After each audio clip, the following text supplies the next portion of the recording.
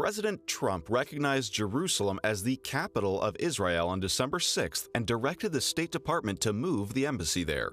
The planning, funding, and logistics won't happen overnight, but the United States is the first country to recognize Jerusalem as the capital of Israel. Currently, emotions are running high, and opinions are clouded by the city's theological heritage that often exaggerates any form of changes as impending doom and destruction. Although the situation will not go apocalyptic, Trump's decision has upended decades of American policy in one of the most contentious conflicts in the world. Welcome to Caspian Report, narrated by Brody and written by Shervon. The State of Israel has an unusual capital that is not recognized by the international community. No country keeps an embassy in Jerusalem. This phenomenon is the product of history. Following the partition, the then British Mandate of Palestine in 1947, the UN General Assembly sought to divide the territory into two states, a Jewish one and an Arab one. Considering the unique cultural and religious significance of Jerusalem, the city was set aside as a separated body under UN trusteeship. That political status remained the international consensus even after the partition plan fell apart with Israel's declaration of independence in 1948 and the subsequent invasion by the Arab states.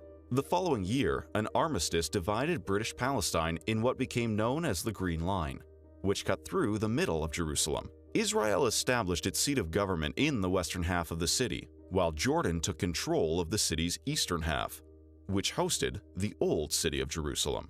The Old City includes the Temple Mount religious compound, which houses the Al-Aqsa Mosque, the third holiest site in Islam. Meanwhile, the limestone Western Wall, which is the remnant of the wall that surrounded the Temple Mount, marks the holiest site in Judaism.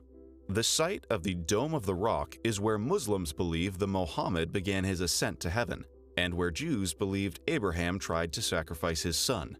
Elsewhere in the Old City is the Church of the Holy Sepulchre, which marks a holy site for Christians of all denominations.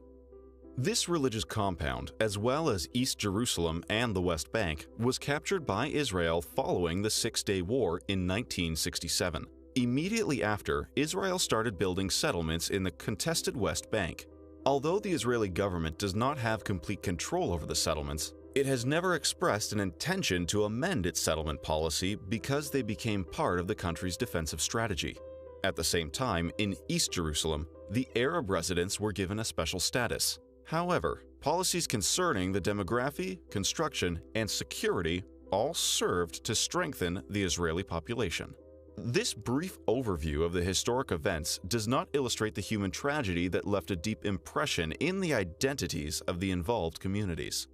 The conflict entered a political phase in the 1980s. Resolution 478 of the United Nations rejected Israel's declaration that Jerusalem was its complete and united capital. As a result, the United States, like all countries that have relations with Israel, kept its embassy in Tel Aviv to claim neutrality in the peace talks. The peace deal came close to realization during the Oslo Accords of 1993, which created the Autonomous Palestinian Authority. The agreement stipulated that the status of Jerusalem would be settled in a permanent peace between Israel and the Palestinians. Other key issues concerned the fate of the borders, security, and refugees. As a counter-response to the Oslo Accords, pro-Israeli groups in the United States sought to enhance Israel's bargaining position by legally requiring the U.S. government to relocate its embassy to Jerusalem. This resulted in the Jerusalem Embassy Act of 1995, which required the State Department to open an embassy in the city. However, the bill included a provision that allowed a presidential waiver. As such, past U.S. presidents signed executive orders every 6 months to delay the relocation, since doing so would be in breach of UN resolutions. Every president signed the waiver, until Trump. There is no strategic motive for Trump's decision. Most countries already treat Jerusalem as Israel's capital. American diplomats, for example, routinely meet with their Israeli counterparts in Jerusalem. There is no way to verify Trump's motive for making this decision now, but a closer look at home reveals a distinct situation that is worth considering. In recent months, Trump's approval rating hit an all-time low. The Mueller investigation was piling more suspicions on the president's inner circle. At the same time, in Israel, Netanyahu was facing domestic opposition as well. In early December, tens of thousands of Israelis demonstrated against the prime minister for allegations of abuse of office. It is not hard to imagine that Trump used Jerusalem to appease his evangelist's electoral base and bolster the credibility of Netanyahu. As both political leaders gain a domestic victory, Trump's move is not free of geopolitical consequences. Only a handful of countries are expected to follow the American lead by recognizing Jerusalem. Most major nations, including Turkey, Iran, Egypt, Saudi Arabia, Russia, China, Pakistan, the United Kingdom, the Vatican, and even international bodies such as the European Union and the United Nations, warned of the dangerous impact such a decision has to the peace process. However, beyond the diplomatic outrage, none of the political leaders will want to harm their relationships with the world's sole superpower. For Saudi Arabia, Israel is an ally in the geopolitical competition with Iran. For Turkey, Israel is a partner in its energy ties in the Mediterranean. Egypt, meanwhile, has an agreement with Israel to preserve the peace in the Palestinian Authority, or else risk losing crucial economic and security aid from the United States. A similar dependence on U.S. aid exists in Jordan. So, despite the public outcry, most of the nations in the Middle East will restrain their reactions as not to upset their ties with Washington.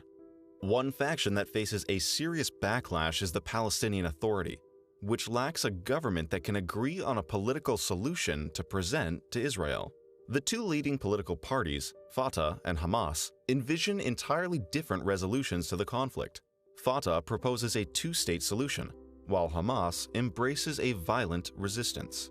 Following the electoral victory of Hamas in the legislative election of 2006, relations between the two parties deteriorated. Today, the situation between Fatah and Hamas is tense. As we noted at the beginning of the year in our annual analysis, 2017 marked the 50th anniversary of the Six-Day War. As such, Hamas and even Fatah members have amplified their calls for a new intifada, or an armed rebellion.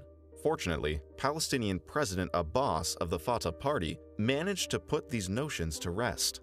Since October 2017, Fatah and Hamas were in reconciliation talks, and Abbas had taken a steadfast position in the talks by insisting that Hamas disarm its military wing. The Palestinian president had refused to pay the salaries of the Hamas bureaucrats. It was the first tangible step towards ending the Fatah-Hamas crisis and proceeding with the two-state solution with Israel. All this process has taken a U-turn because of Trump's announcement. It places Abbas between a rock and a hard place.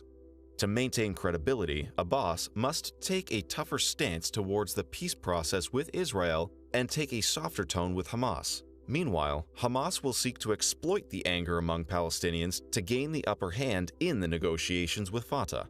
Overall, Trump's action leaves Abbas with no choice but to adopt a more hard-line position. Moreover, the Palestinians have always considered Washington to favor Israel in peace talks, but Trump's statement verifies that fact. By recognizing Jerusalem as the capital of Israel, Washington has undermined its role in the peace process. And since no other country is willing or able to step up as a mediator, the prospects of the two-state solution become more remote.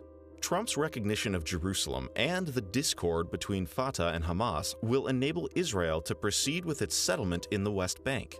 In the long term, this inadvertently brings Israel closer to a single-state model. The one-state solution envisions Palestinians accepting annexation by Israel with full citizenship. For the political landscape of Israel, it means millions of Palestinian voters, which would upend the country's Jewish majority. However, denying Palestinians voting rights in the one-state solution would terminate Israel's democratic model. Although Trump's revised position on Jerusalem will complicate matters for many countries in the region, including for Israel and the Palestinians, others may turn the situation to their favor. For instance, Iran will exploit the anger in the Arab world to strengthen its proxy groups in the region. The same applies to Palestinian militant organizations and jihadist groups. At the same time, the crisis further complicates Israel's relations with its neighbors. In time, as the outcry diminishes, Geopolitical necessities dictate that the regional political parties set aside their differences and form a coalition against Iran. But Trump hasn't made that progress any easier. That said, the situation is not entirely hopeless. In technical terms, opening an embassy in Jerusalem would not be difficult. The U.S. has had a consulate office in the city since 2010, which is fully compliant with the security requirements for diplomatic missions. However, the location of the embassy can only be determined by the State Department. Should it choose to construct a new office altogether, it would delay Trump's decision. In such a scenario, the State Department would have to approve, plan, fund, construct, and commission a new embassy. Jumping through these bureaucratic hoops could take years. This technicality would give American policymakers precious time to open not one embassy in Jerusalem, but two. One office to regulate ties with Israel, and another office to deal with the Palestinian Authority. A good compromise is only reached when both parties are dissatisfied. As such, this is the only way to repair Trump's failure. This was a Caspian Report, narrated by Brody and written by Shervon. Special thanks to our amazing contributors on Patreon who give us the means to produce reports like this. If you appreciate our content, consider supporting us on patreon.com/Caspian Report. You can also make one-time donations by cryptocurrencies. See our Bitcoin and Ether addresses on the screen. In any case, thank you for your time, and we hope to see you in our next report.